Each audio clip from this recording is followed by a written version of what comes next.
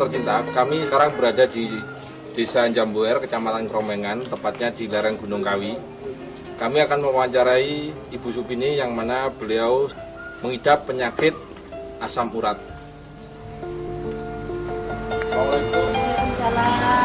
Saya dengar sakit asam urat. Ya, itu kira-kira keluhan-keluhan apa yang Ibu rasakan dan mungkin sudah berapa lama asam urat itu Ibu derita? Mungkin saya menderita sakit asam urat ini mungkin ya sudah lama Pak, tapi tidak saya rasakan. Mungkin ini gejala-gejala rasanya kena asam urat ini ada benjol-benjolan di tangan saya. Ini ada 1, 2, ini di perut juga ada benjolan itu. Dan waktu saya sakit asam urat itu pokoknya ngeri sekali. Sakitnya itu nyeri, sakit. Jadi rasanya seakan-akan seperti nggak bisa hidup rasanya Pak. Ini Pak, dan saya benjolan ini sudah tumbuh kira-kira 15 tahun Pak. Tapi tidak saya rasakan sama sekali. Periksa-periksa itu katanya dokter-dokter nggak apa-apa, jadi ya tenang-tenang. Lama-kelamaan agak nyeri. Itu di kaki itu ada kaku-kaku sedikit, geringin itu. Terus setelah itu mau hari raya itu terasa sering kaku itu di kaki itu sering kaku. Gitu, Bu. Nah, sering kaku, panas gitu. Saya merasakan kena apa ini kok sering kaku-kaku dan panas itu pas hari raya betul itu. Kebetulan di rumah saya ini repot yang bersih rumah, tidak ada kawan, jadi terlalu kecapean. Jadi pas hari raya itu sudah sakitnya sudah tambah parah. Akhirnya habis hari raya itu hari Sabtu Legi tanggal berapa ya? Ya lupa tanggalnya.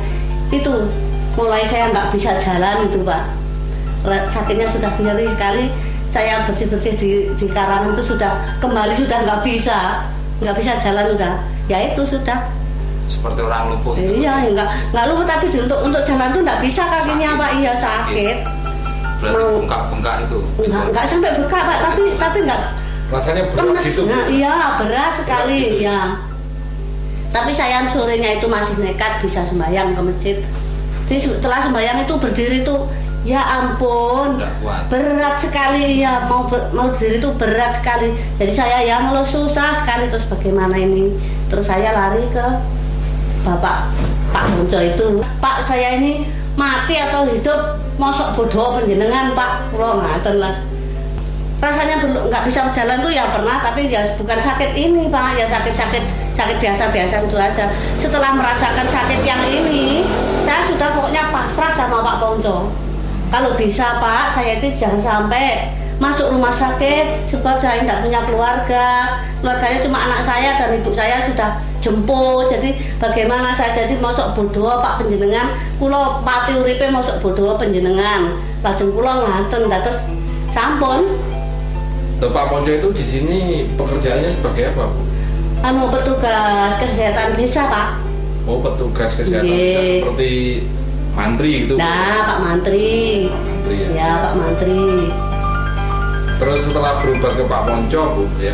Ya. Bu Supini disarankan untuk pakai obat apa saja atau diberi obat apa saja? Sama Pak Ponco ya dikasih tahu, ini berhubung ada obat produk baru ini katanya Pak Ponco itu yang dari NASA itu.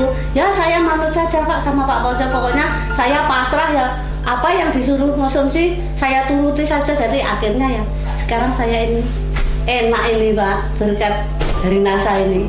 Mungkin bisa ditunjukkan Bu produk-produk kesehatan dari NASA yang Bu Supini konsumsi ya.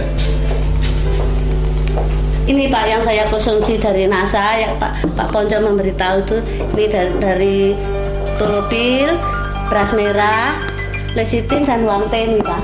Kenapa Bu Supini setelah ditawari oleh Pak Ponco kok tertarik mengkonsumsi produk-produk dari NASA ini? Ini loh Pak, saya bisa tertarik sama Pak Ponco itu, dikasih tahu sama Pak Ponco. Soalnya saya sama Pak Ponco dipinjami bukunya, dipinjami CD-nya. Setelah saya nyetel CD itu, melihat orang-orang yang sudah berhasil itu, saya jadi tertarik sekali. Jadi saya itu ya ingin seperti mereka sembuhnya Pak. Apa yang Ibu rasakan setelah mengonsumsi produk-produk kesehatan dari NASA ini? Ya, sekarang setelah saya menggunakan produk ini, Pak, alhamdulillah rasanya saya bisa hidup lagi, Pak. Sembuh. Enteng sekarang sudah bisa kerja lagi. Bu, gimana Bu Subini cara mengkonsumsi produk-produk kesehatan dari NASA ini, Bu? Oh ya, Pak. Ini kalau yang lecitin ini saya menggunakan pagi 1 sendok makan, sore 2 sendok makan. Kalau yang lecitin ini, tapi kalau yang ini, yang Wang Teh ini tiap kali minumnya ya ini. Oh, berarti tiap kali minum teh? Ya, tehnya Wang Teh ini yang saya minum. Terus ini yang Krolopilnya ini sehari 3 kali 1 sendok makan. 3 kali 1 sendok makan? Ya. Terus ini beras merahnya ini sehari cuma sekali aja, Pak. Sehari cuma sekali aja, sore gitu aja. Jadi makannya sore bisa berkurang, makan nasi cuma sedikit. Makan ini aja sudah kenyang ya. Dan hasilnya lumayan juga lah, Pak. Berat badan saya bisa turun 6 kilo sekarang. Setelah konsumsi ini turun 6 kilo badan saya. Alhamdulillah. Agak langsing Bu ya. Agak langsing sedikit. Lebih cantik. Kira-kira sudah berapa lama Bu Subini konsumsi produk-produk kesehatan dari NASA ini, Pak? Ya, kurang lebih 3 bulan. Oh, sudah 3 bulan? Ya, 3 bulan.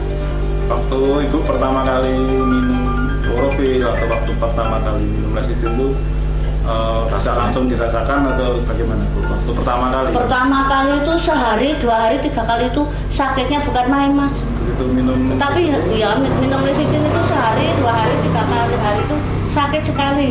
Tapi saya nggak putus asa. Barangkali begitu efeknya obat, jadi ya saya nggak putus asa. Terus saya teruskan aja, akhirnya ya sukses ini. Cuma sekarang itu tinggal ada sisa benjolan sedikit-sedikit ini belum tuntas sedikit benjolan, tapi nggak sakit. Ya dulu banyak benjolannya. Ya nggak banyak, tapi besar, Mas. Oh gitu ya. Iya, Satu genggaman gitu gitu ya. Sekarang sudah enggak. Berarti kempes itu. Kempes dan ini sudah empuk. Sudah nggak Keras. sakit, Bu, ya? Enggak sakit. Dulu ini udah pun besar ya nggak sakit, tapi ya lainnya yang sakit itu dekat-dekatnya masalah. Kalau yang benjolan ini nggak sakit, tapi yang dekat-dekatnya itu yang sakit, Pak.